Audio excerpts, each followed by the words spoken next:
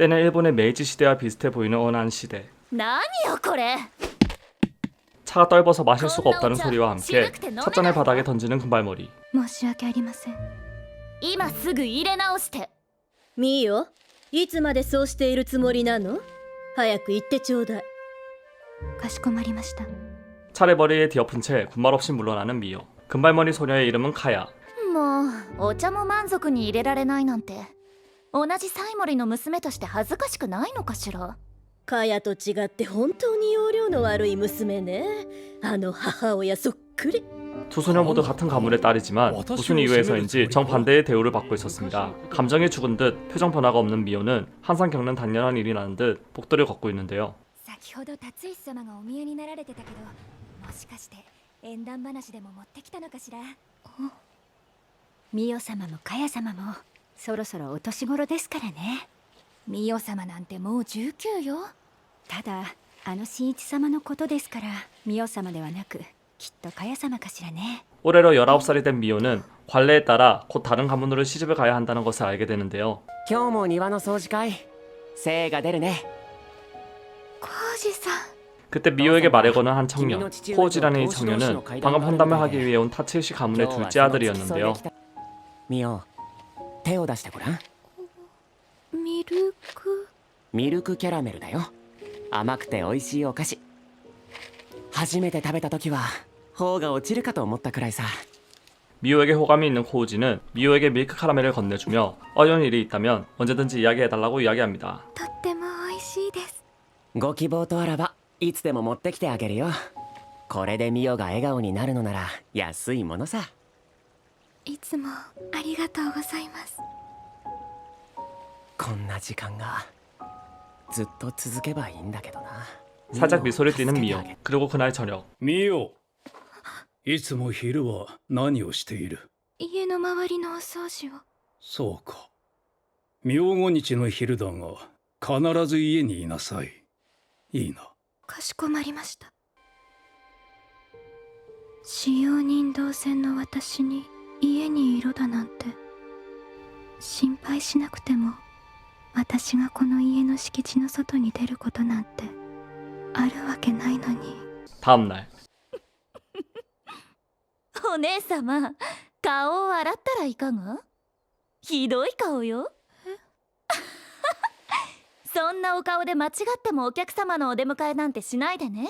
ただでさえサイモリ家の恥なんだから。 주방에서 설거지를 하고 있는 미호를 마치 아랫사람 보듯 깔보는 카야. 몇 시간 뒤 정문에서 코우지를 만나는 미호. 今日はどんなご用事で。うん、ちょっと大事なようだよ。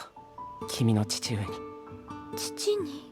이유를 묻기도 전 곧바로 아버지의 부름을 받아 응접실로 향한 둘. この西森家は浩二君に婿養子に入ってもらい継いでもらうことにした。彼の妻としてこの家を支えるのはカヤだ。 거기에서 아버지에게 충격적인 소식을 듣습니다. 覚悟していた。使用人同然の私が結婚できるわけがないって。この家で存在を許されて穏やかに過ごせる日々がそんな簡単に私のもとに訪れるわけがないって。ミオ、お前には嫁いでもらう。嫁ぎ先は工藤家、工藤清香殿のところだ。 카야는 곧바로 미호에게 후도 가문으로 시집을 가게 돼서 너무 좋겠다며 비아냥을 하는데요. 갑작스런 통보에 놀라만도 하지만 곧바로 현실에 수긍하는 미호. すぐに荷物をまとめて明朝工藤殿の屋敷に向かい、くれぐれも無礼のないようにな。失礼いたします。 응접실에서 나온 미호는 사이모리 가문의 정원에 있는 돌아가신 어머니의 벚나무로 향하는데요. 자신의 안식처이기도 했던 이 벚나무도 더 이상 볼 수 없다는 생각을 하며 아쉬워합니다. もうここにも来れなくなるのね。今までありがとう。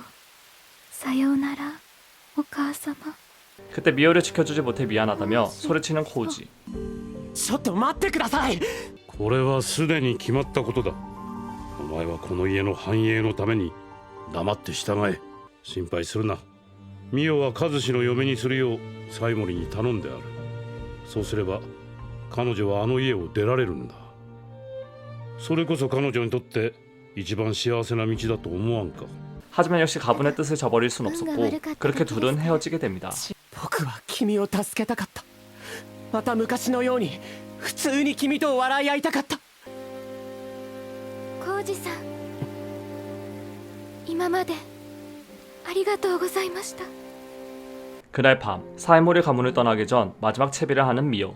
新一様からのおことづてで明日出発される際はこちらのお着物をお召しになるようにと。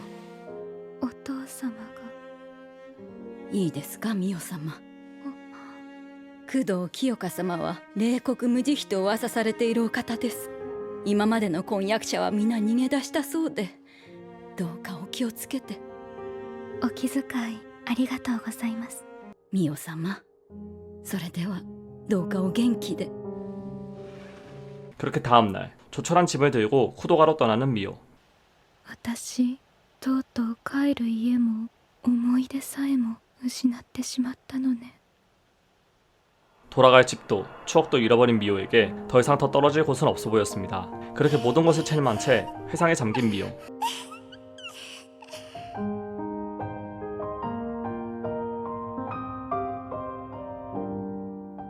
미호의 어머니는 본래 사이모리 가문의 정실이었는데요. 병으로 인해 일찍 세상을 떠나게 되고 그 뒤로 사이모리 가문에 들어온 새 부인으로 인해 의도치 않은 박대를 받게 된 것입니다. 이미 가스라이팅에 넘어간 아버지 사이모리 시니치 또한 자신의 딸인 미호를 남보듯 대했던 것인데요.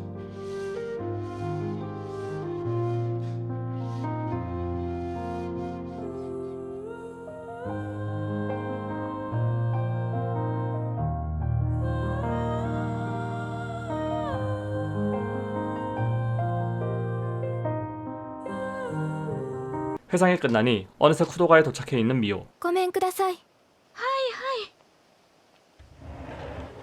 どちら様でしょう。はじめまして、西森美代と申します。この度工藤清香様との縁談のお話をいただき参りました。まあ、西森様、お待ちしておりましたよ。私は工藤家使用人のゆりえと申します。 유리에는 밝은 표정으로 미호를 반겨주는데요. 곧바로 쿠도 키오카의 방으로 안내를 받은 미호. 西森美代と申します。どうぞよろしくお願いいたします。いつまでそうしているつもりだ。申し訳ございません。謝れとは言っていない。さあ、どうかお顔を上げてくださいまし。はい。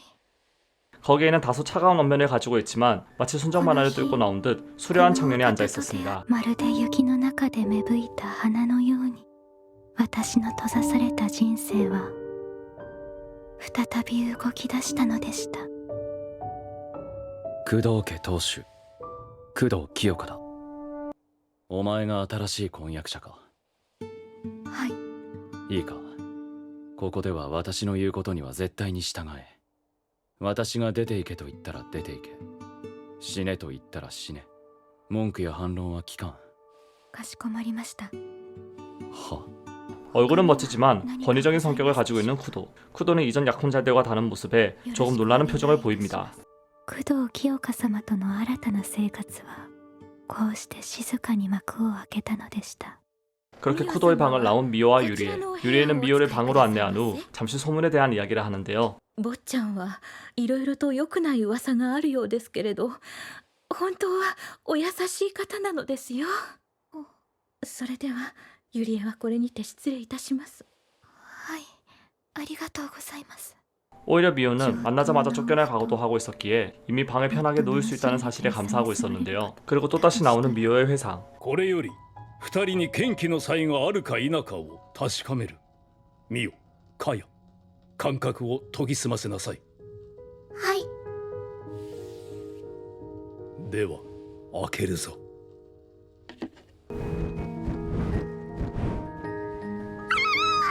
異形が見えたということは剣気の差異があるということ。お前はいずれ異能にも目覚めるはずだ。よくやったカヤ。異能。 사실 이 세계는 이능이라는 여러 초능력이 존재하고 있었고 사이모리 가문은 그 중에서도 강한 이능을 가지고 있기로 유명한 가문이었습니다. 하지만 미호는 어렸을 적부터 이능 발현을 하지 못해 카야와 비교당하며 자랄 수밖에 없었고 이능이 없는 자신은 필요 없는 사람이라고 생각하며 자랐던 것이죠. ミオ様、きっと大丈夫ですよ。私ね、知ってるの。みんながひどい噂してるの。異能がない私は役立たず。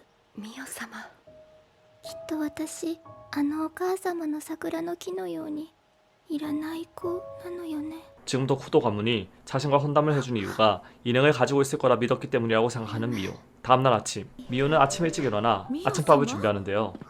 あら美味しそう。これはきっと坊ちゃんも喜びますわ。お食事の支度はこのゆりえの仕事なのですが、見ての通りもうこんなしわくちゃのババですから、お手伝いをしていただけて本当に助かりましたよ。いえ 본래 자신이 해야 하는 일이지만 이번에는 특별히 미호가 만든 아침밥을 쿠도에게 가져가 주기로 합니다. 坊ちゃん、今朝はミオ様がお料理をしてくださったんですよ。そうか。ここに座れ。はい。お前、先に食べてみろ。食べられないのか。毒でも持ったか。わかりやすいことだ。毒？こんな何が入っているかもわからないものは食えん。片付けておけ。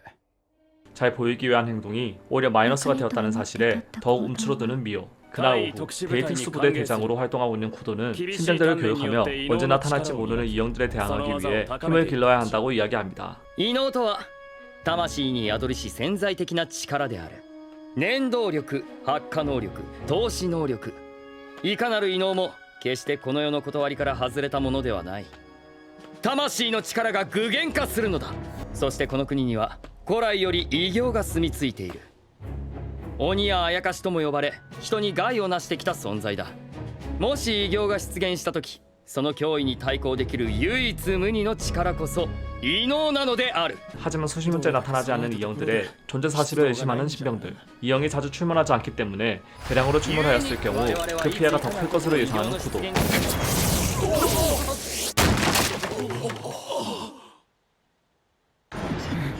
時代の流れとともに異形は数を減らし、今や異形討伐の出動もわずかだ。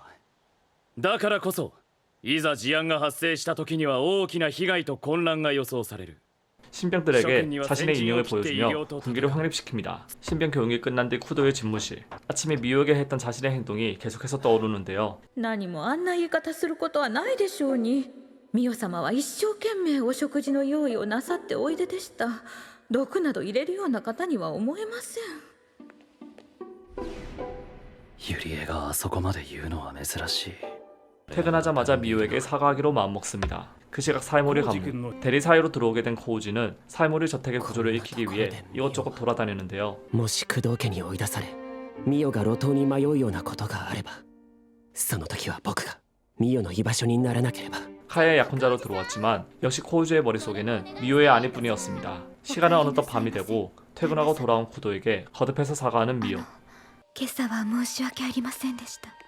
出過ぎた真似をしてしまい、旦那様のお立場であれば信用できないものの料理など口にできるはずもないと少し考えればわかることでした。夕食はすべてゆりえさんが作っていかれたものをそのままご用意しています。誓って毒など入れておりません。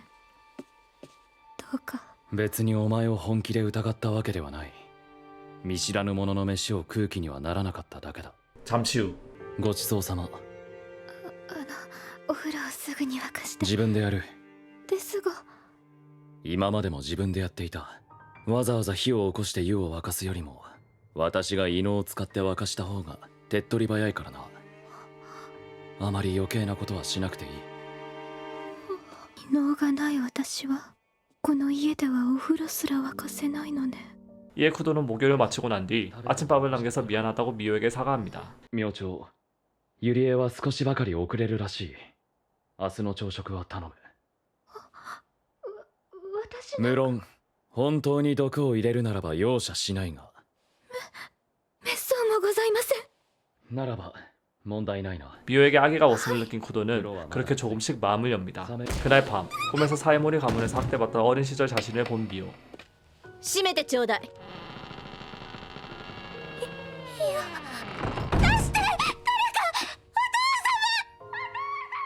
奥様、ご主人様、おやめくださいませ。お黙り。使用人の分際で何様の私に盾ついてどうなるか分かっているでしょうね。 잊고 싶은 기억이지만 계속해서 꿈에서 나타납니다. 花は今どうしているんだろう。あの日をきっかけに花が解雇されてしまってからは一度も会えていない。どうか幸せになっていてほしい。 어머니의 유일한 유품인 빗으로 단장을 마친 후 미호는 쿠도의 아침밥을 준비하는데요. あら、ミオ様、おはようございます。ゆりえさん、今日は遅れるんじゃ。ゆりえは昨日の朝のことがありましたから気になって早く来てしまったのですよ。それが。まあまあ、坊ちゃんったらミオ様の手料理を食べたいのならそうおっしゃればいいのに。 잠시 후 쿠도와 같이 아침밥을 먹는 미호.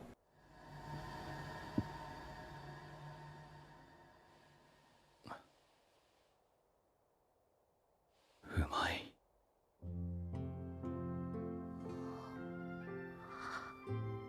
ユリエとは少し味付けが違うようだが悪くない。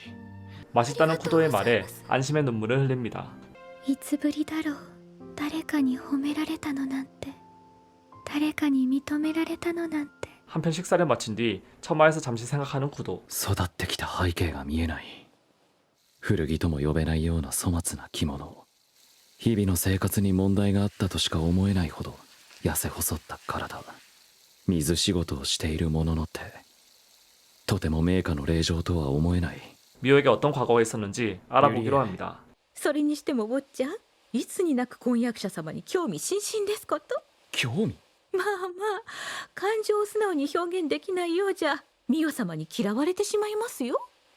嫌うなら勝手に嫌えばいい。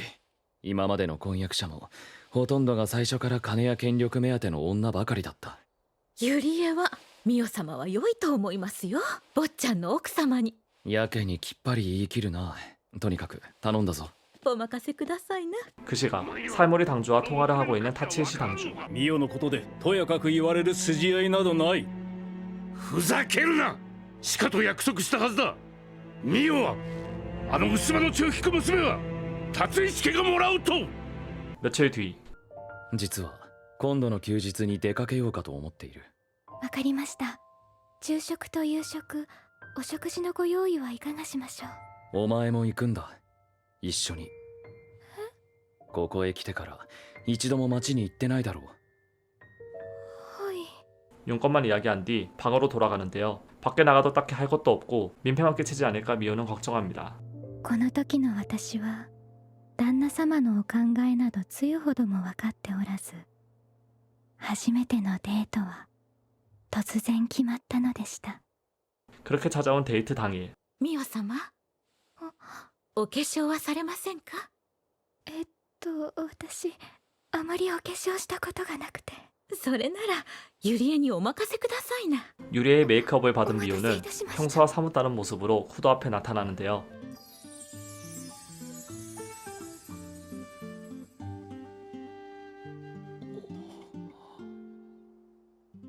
旦那様。いや、行こうか。 본격적인 데이트를 하기 전 차를 주차하기 위해서 잠시 들린 고도의 직장. では行くか。はい。あれ、ゴド。隊長じゃないですか。今日って非番じゃなかったでしたっけ？ 이 부하의 이름은 고도 요시토. ん？で、こちらのお方は？私の連れだ。詮索するな。おお、隊長の連れとはまた珍しい。そしてこれまたなんとも美しい。 언짢은 표정으로 고도를 쳐다보는 쿠도. 곧바로 상황 파악이 된 고도는 자리를 비켜줍니다. 그렇게 시내 산책을 하게 된 둘. 私の買い物に付き合ってもらおう。 시내를 걸으며 여러 물건을 보는 것만으로도 즐거워하는 미호. 쿠도는 그 모습을 흐뭇해하는데요. 気にすることはない。好きなだけ景色を楽しむといい。私も誰もそれを咎めたりはしない。でも私への迷惑を考える必要はない。お前を誘ったのは他でもない私だ。いいな。그 시각. 話が違うだろう。話とは？とぼけるな。なぜミオを工藤家にやった？うちの長男にと頼んだはずだが、ああ、そのことか。ミオはあの薄化けの娘を母に持つのだぞ。だがあれは異能を継がなかった。 이능을 발현시키지 못한다고 믿는 신우 씨는 어차피 버린 자식이나 다름없다며 쿠도가에서 미호를 버리면 그때 며느리로 삼으라며 마치 남 이야기를 하듯 무심하게 이야기하는데요. 그 이야기를 듣고 일단 한 발 물러서는 미노루. 다시 시점은 쿠도와 미호로 돌아오고 한 포목점에 들린 둘. 事前にご連絡いただいたお品、条件に合うものをすでに何点か選ばせていただいておりますよ。奥へどうぞ。 전부터 허름한 복장으로 생활하는 미호가 신경 쓰였던 쿠도는 여기서 미호의 새 기모노를 맞추기로 합니다. 坊ちゃんご存知ですか？どうやらミオ様は古着をご自分で繕われているようなのです。お声掛けしようかと思ったのですが、あまり知られたくないご様子でしたので。地方の貧しい農民かと思うような傷んだ古着、おそらくまともな着物はあれ一着。名家の年頃の令嬢ならば当然持ちうるものを彼女はほとんど持ち合わせていない。 주인장이 추천하는 패턴의 기모노를 몇 벌 주문하고 추가적으로 상자 하나를 받는 쿠도. 工藤様。なんだ。あのお嬢様は絶対に話してはいけませんよ。あの方はいわば原石、計り知れないほどの伸びしろがございます。今日お買い上げくださった品々は始まりに過ぎません。これから工藤様の愛と財力で離さず磨き続けるのです。そうすれば美しい女性を遠慮なく着飾る楽しみが生まれますわ。まったく。 포목점에서 나와 차집에서 디저트를 먹는 둘. お前は本当に笑わない。申し訳ありません。いや、責めているわけではなくてだな。笑っているところを少し見てみたいというか。旦那様は変わっていらっしゃいますね。私たちはこのまま行けば結婚する仲だ。思ったことは何でも言い合える方がいいだろう。 이능이 없다는 거 아직 얘기하지 못한 미호는 혹여나 쿠도가 실망할까봐 걱정하기 시작합니다. いつか自分で告げなければ。でも望んでしまった。少しでも長くこの人と共にいたいと。 그렇게 데이트를 마치고 집으로 돌아온 쿠도와 미호. 쿠도는 잠자리에 들기 전 미호의 방 앞에 포목점에서 받은 상자를 놔두는데요. あら坊ちゃま、それは。 목욕을 마치고 문 앞에 상자를 열어보는 미호. 그 안에는 예쁜 빛 하나가 들어있었습니다. 고가의 빛에 당황한 미호는 곧바로 쿠도를 찾아가는데 おとなしくもらっておけ。こんな高価なものいただけません。気にすることはないだろう。ですが気にするな。 신경 쓰지 말고 편하게 쓰라며 무심하게 얘기하는 쿠도. 櫛を送るということには求婚の意味がございます。特に深い意味はない。求婚されるのですね。ただの櫛だ。特に意味はないと言っている。ミオ様は壊れかけの櫛を使っていらっしゃいましたし、坊ちゃんが新しい櫛を今お送りになられても何にもおかしくありませんでしたね。ミオ様は今までうちにお越しになられたどの女性とも違います。ユリエは大賛成ですよ、坊ちゃん。 그리고 쿠도는 처음으로 미호의 미소를 보게 됩니다. ありがとうございます、旦那様。大事に使わせていただきます。 다음날 저녁, 탐정에게 부탁했던 사이모리 가문의 조사에 대한 보고를 받고 있는 쿠도. 旦那のお察しの通り、西森美代には異能がない。一方で妹のカヤは3歳には剣気の際を発現させている。長女の美代の扱いがひどくなっていったのはおそらくここがきっかけだろう。自分を虐げるママ母と妹、愛のない父親、その中で一人か。着物を買い与えたくらいでは彼女の心の傷を癒すことなど到底できそうにないな。 쿠도는 그녀의 잔혹한 과거사를 듣고 사이모리 가문을 경멸하기 시작합니다. 一つ西森真一の先妻西森美代の実の母親なんだが、どうやら薄化けの人間だったようでな。なんだと。まったく驚いたもんだ。薄化けの存在なんて眉唾もんだと思ってたからな。 사람의 마음에 간섭하는 이능을 가진 우수와 가문은 이능을 가진 가문 중에서도 상당히 위험한 존재로 여겨지고 있었는데요. 다음날 유리에게 상담할 게 있다며 부엌을 찾아온 미호. 実は旦那様に何か贈り物をしたいのですが。 둘의 교제를 응원하고 있는 유리에는 곧바로 미호가 선물을 고를 수 있게 도와줍니다. 何も高価なものを買わなくても手作りすればよろしいのですよ。手作り？はい、坊ちゃんが普段からお使いになられるものはいかがですか？ミオ様がお作りになったものならば何だって喜ばれるはずです。 그렇게 유리의 도움을 받아 미호는 평소 쿠도가 자주 사용하는 머리끈을 만들어 선물하기로 하는데요. 旦那様、なんだ。今日少し家を空けてもよろしいでしょうか？どうした？買いたいものができて。一人で行くのか？いえ、ゆりえさんと。後日私が一緒に行ってもいいが。それは大丈夫です。そうか。気をつけて行ってこい。 그래도 걱정이 됐는지 쿠도는 출근하기 전 미호에게 부적 하나를 주며 항상 몸에 지니고 다닐 것을 당부하는데요. 行ってくる。いってらっしゃいませ。旦那様、お守りだなんて大げさです。 그렇게 여러 우여곡절 끝에 유리에와 시내로 나가게 된 미호. 머리끈을 만들기 위한 실을 구매합니다.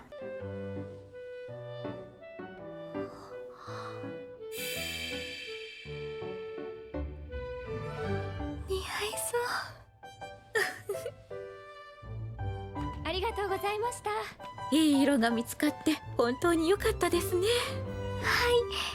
い、今から編むのが楽しみです。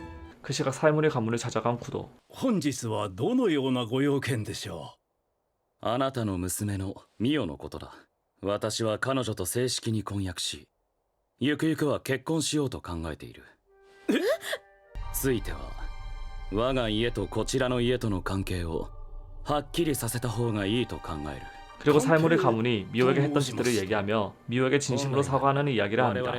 あなた方がミオに何をしたか、こちらはほぼ全て知っている。 다시 시점은 시내에 있는 미호로 돌아오고 미호 앞에 산책을 나온 코우지와 카야가 나타나는데요. 変わらずそんなみっともない格好でうろついているのだから工藤様には捨てられてしまったのね。かわいそうなお姉様。 그때 소금을 사러 갔던 유리에가 다시 돌아오는데요. こんにちは。私、西森かやと申します。いつも姉がお世話になっております。あなたはお姉様の同僚の方かしら。私のようなものがミオ様の同僚などととんでもない。ミオ様は工藤清香様の奥方となられるお方ですから。申し遅れました。私ユリエと申します。 간단한 인사를 마친 뒤 구도본인 미호를 데리고 집으로 돌아오는 유리에. 謝罪は少し考えさせてほしい。了解した。だが長くは待てない。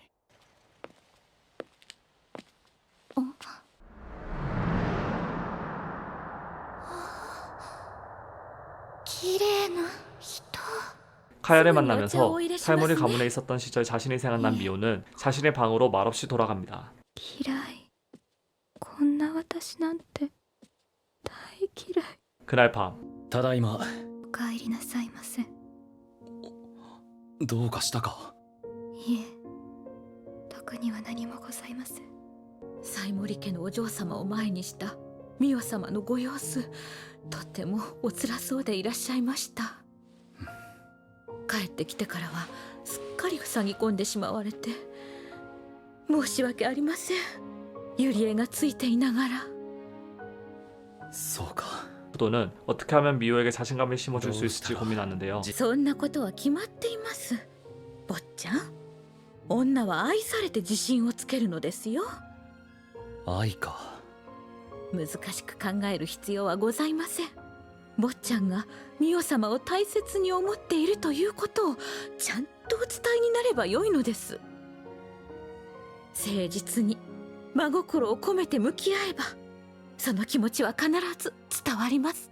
그로부터 며칠이 지나고 미호는 쿠도에게 선물할 머리끈을 완성했지만 이능이 없다는 비밀을 숨기고 있는 자신이 쿠도에게 이렇게 행동해도 되는지 의심하며 섣불리 쿠도에게 선물을 주지 못합니다. ミオ様にお客様がお見えですよ。お久しぶりでございます。ミオお嬢様。 그때 어린 시절 자신을 돌봐주었던 가정부 하나가 쿠도 가문으로 찾아오게 되는데요. お元気そうで何よりです。花も変わりないようでよかった。私結婚したんです。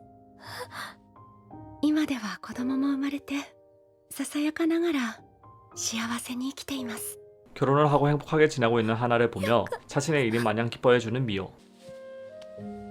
お嬢様は今お幸せですか？幸せだなんて。だって私には異能が、元気の際でさえも。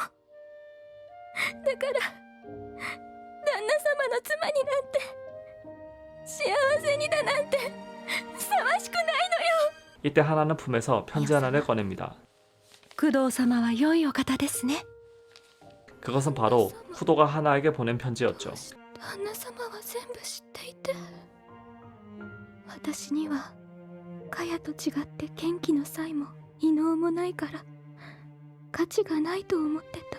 真実を知られたら絶対に私は捨てられるんだって、幸せは消えるんだって。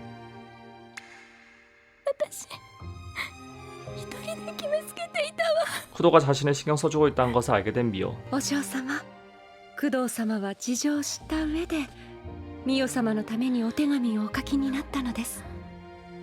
ほんの少し勇気を出すだけでいいのです。大丈夫です、お嬢様なら。ありがとう、花。 미움받지 않을까 단정했었던 스스로를 지책하며 쿠도에게 달려갑니다. どうしたいきなり。 그리고 자신이 지금껏 숨겨왔던 것을 모두 쿠도에게 이야기하는데요. 私には異能が、元気の際がありません。実家ではずっと使用人として働いていました。名家の娘らしいことは何一つできません。私は浅ましい気持ちからこのことをわざと黙っていました。お礼を言いたいことがたくさんあります。感謝の気持ちを込めて私が作りました。 이야기를 마친 미호. 내쫓길 각오를 하고 무릎을 꿇으며 자신이 만든 머리끈을 건넵니다. いつまでそうしているつもりだ。お前に出て行かれては困る。もう少ししたら正式に婚約しようと思っているのだから。お前は嫌か？私とここで暮らすのは。私ここにいたいです。旦那様が許してくださるなら。許すも何も私がお前にここにいてほしいんだ。他の誰でもなく。 그렇게 서로의 마음을 확인한 후 쿠도의 부탁으로 미호는 자신이 만든 머리끈을 쿠도에게 묶어줍니다. できました。ありがとう。大事に使わせてもらう。 하나 덕분에 다시 자신감을 찾은 미호. 本当にありがとう。私あなたに会えなかったら、あなたの言葉がなかったらまだ部屋にこもったままだった。お役に立てて光栄です。私もお話できてよかった。では 이렇게 미호의 약혼은 성공적으로 흘러가나 했지만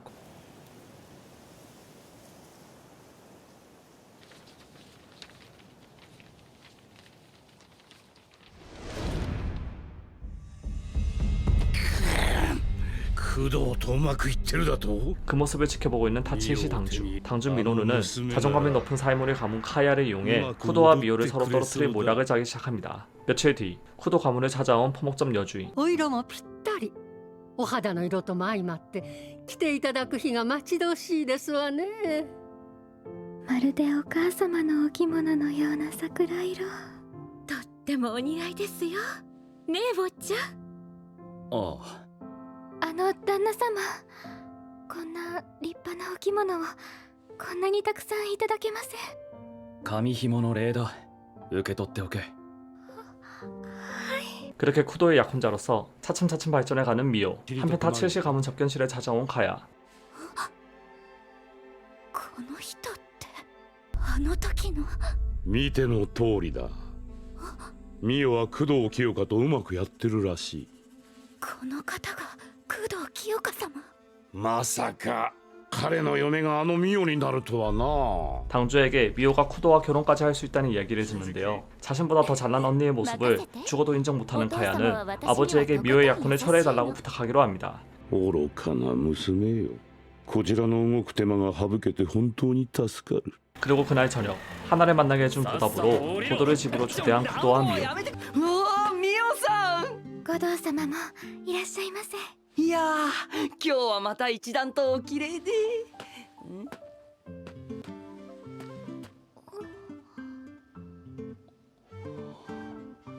그렇게 하나를 찾아준 보답으로 같이 저녁 식사를 하고 기분 좋게 고도는 집으로 돌아가는데요. お前がやりたかったことは思うように実現できたか？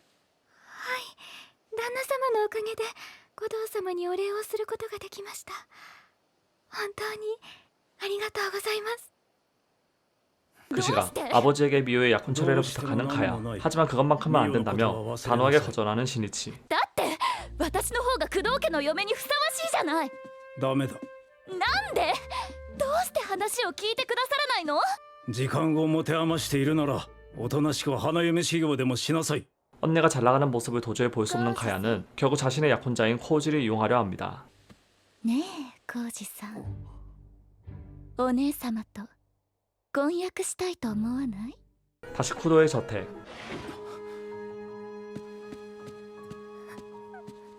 ミオ。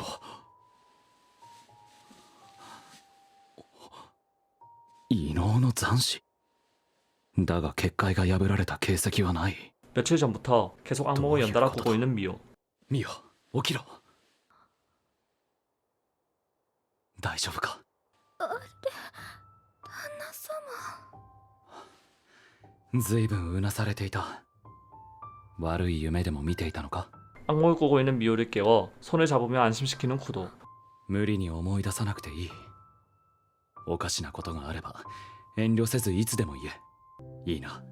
何があっても私が必ず駆けつける。わかりました。旦那様。 다음날 쿠도에게 수제 도시락을 전달하기 위해 유리에와 같이 데이트 투에소대로 찾아간 미호. 旦那様、お疲れ様です。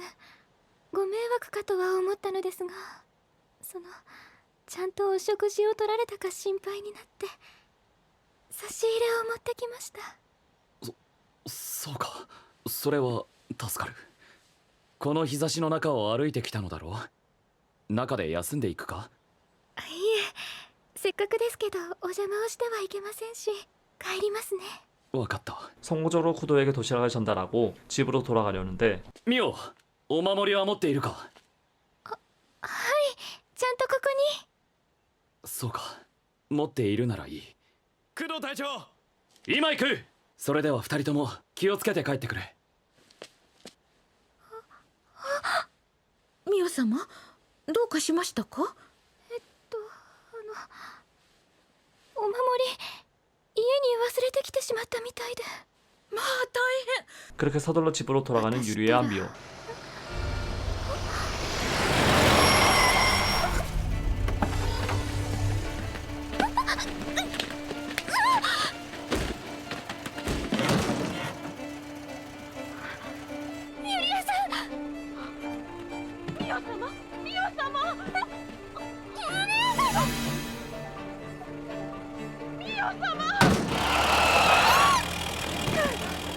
하지만 얼마 가지 못해 자동차를 탄 괴한들에게 미호가 납치되어 버리고 맙니다. 시점은 타츠시 가문으로 전환되고 코우지가 아버지 미노루와 같이 이야기를 하고 있는데요. あの娘を手に入れるためだ。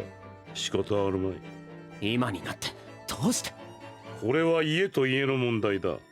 あの時はミオが孤立していた方が我が達石にとって都合が良かったのだ。ずっとひどい目にあってミオに手を差し伸べず傍観し続けたのは全部自分の利益のためだっていうのか？ 미호가 사이모리 가문을 삭게 될 때는 모르는 척 가만히 있다가 이제 와서 미호를 데려오려고 하는 아버지의 뻔뻔함에 코우지는 분노를 참지 못하고 이능을 사용하지만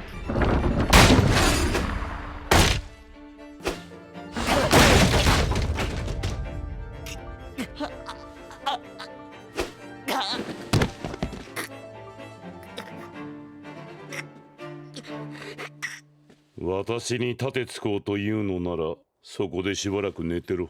더 강한 이능을 가지고 있는 아버지는 코우지의 손발을 묶어버리고 자리를 떠납니다. 그리고 얼마 뒤 そうやって下を向いてまた時が過ぎるのを待つのかい？ 나타나는 장남 카드씨. 코우지의 손발을 묶고 있는 줄을 풀어준 뒤 미호를 구하러 가라고 이야기하는데요. そりゃ面倒なことは関わらない方が楽さ。でもじゃあそもそもお前は何のために親父に歯向かったわけ？顔洗ってこい。お前を待ってる人がいるだろ。 그리고 얼마 뒤 ミオがかどわかされた。私がついていながら本当に申し訳ありません。隊長、工藤さん、あなたにこんなことを頼むのは筋違いだって分かってる。でもお願いします。僕だけじゃミオを助けられない。 얼마나 시간이 흘렀을까 정신을 차린 미호. 어느 허름한 창고에 두 팔이 묶여 있습니다. あらお姉様、もうお目覚めだったのね。ご機嫌はいかが？いい夢は見られたかしら。 그리고 곧바로 들어오는 카야와 계목 하노코. どういうつもりでこんなことを。本当に忌々しい。あなたはおとなしく使用人をしているか、どこぞでのたれ死んでいればよかったのよ、この身の程知らずが。あなた、工藤様の婚約者から今すぐ降りなさい。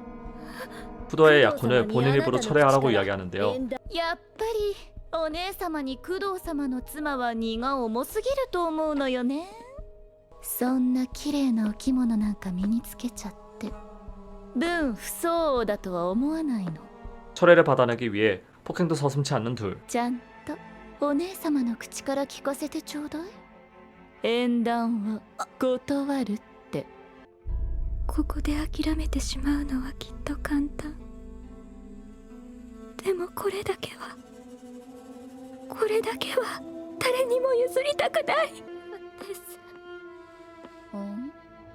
嫌です。そんなお願いは聞けません。生意気だ。 그 시각 살모리 가문에 도착한 코우지와 쿠도. おい、少し下がってろ。なんて諦めの悪い。何？ 쿠도는 이능을 이용해 대문을 날려버리는데요. 박살난 대문을 보며 놀라는 사이모리 시니치. 그때 타치시가 기다렸다는 듯 쿠도를 막아섭니다. 그렇게 둘의 결투가 시작되고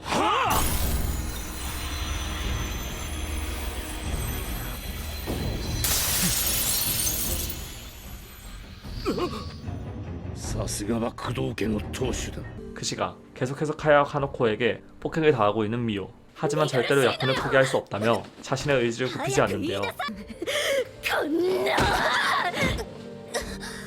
いい加減立場をわきまえろと言っているのよ。もう決して譲らない。私を信じてくれる旦那様のために。 밖에서는 계속해서 쿠도와 타칠시와의 싸움이 벌어지고 살모리 가문의 저택은 타칠시의 화염으로 인해 불타기 시작합니다. ミオは渡せん。そこまでだ。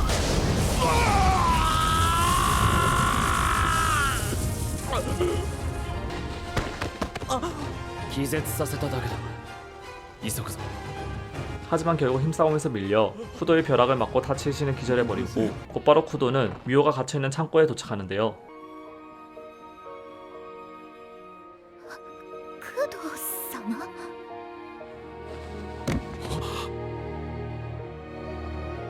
ミオ！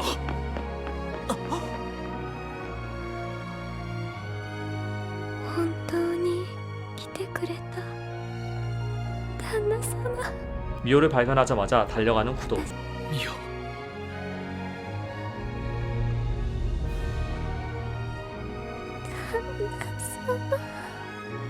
もう大丈夫だ。私なんかのためにこんなところまで。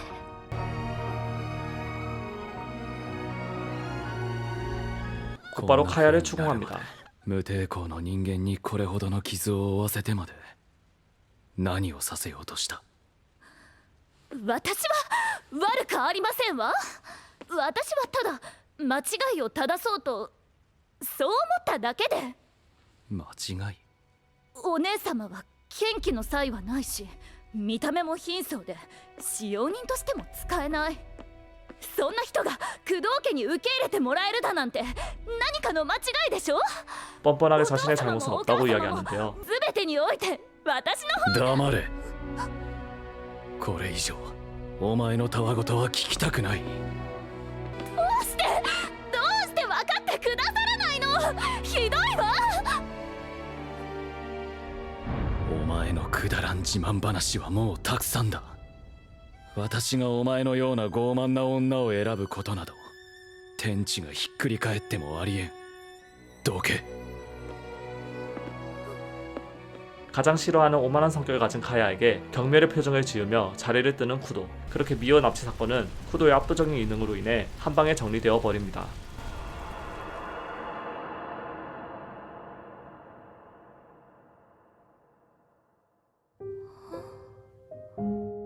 大きくなったわね、ミオ。お母様。いろいろと辛い思いをさせてしまってごめんなさい。自分を信じるのよ。あなたの中のその力を。